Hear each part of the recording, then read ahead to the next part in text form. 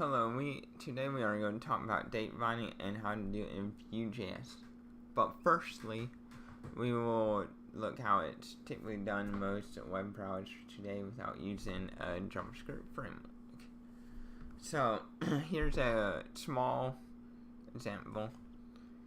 Typically you have an input field such as this with maybe some value in it, such as hello world, or it also can be empty. And you have your initial value right here, and then you use JavaScript event listeners, for example, on key up or key down, or on a change event to update this field as someone types in this field. Then you can use that to dynamically update the text on your website, or to dynamically update fields, etc. This is typically done using something similar to this in JavaScript, where you have an input field with an ID and some initial value. Then you have once it's loaded, a event listener is initialized. In this case, we are using the key up initializer, and every time we have a key up, we are using the value from that listener to print out the current value from that key up into the console. And as you can see, it updates every time. Let's convert this JavaScript HTML we have right now to Vue JS that will do the same thing. Let us dynamically update data that we have in a website.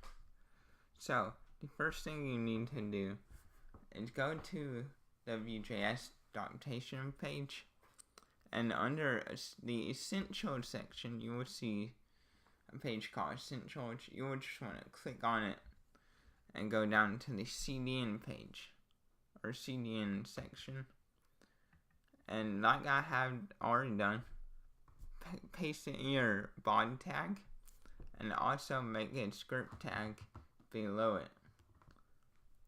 And we already have our input field right here, and it doesn't have any value, but we do want to put data in it. So let's make a quick data object.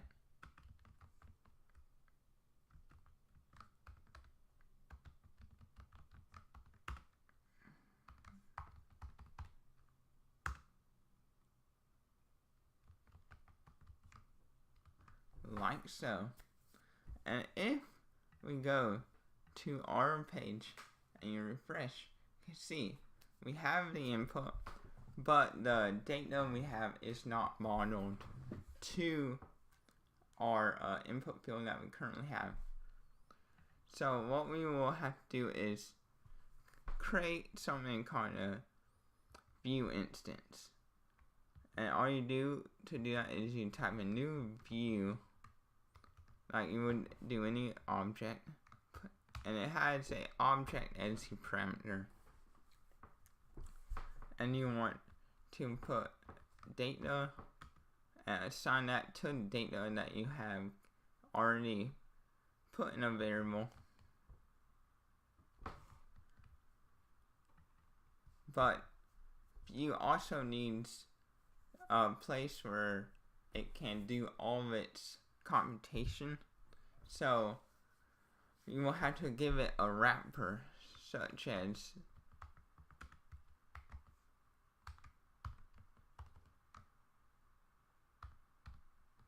this. And if you put your input field in this wrapper,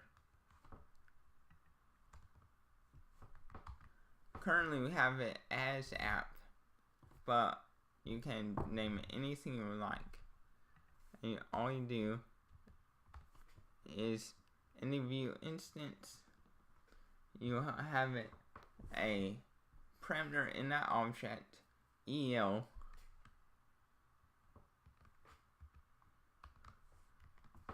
and then all you do is you give it the ID of your wrapper, whatever you named it.